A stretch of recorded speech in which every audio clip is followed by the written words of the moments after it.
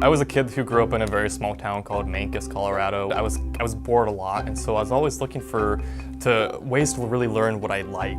And when I was 14, I came up with my kind of first practical idea, which was to create a robotic hand controlled by a wireless control glove. So I started talking to amputees all over the place about what's good, what's bad, what they would like to see within this technology.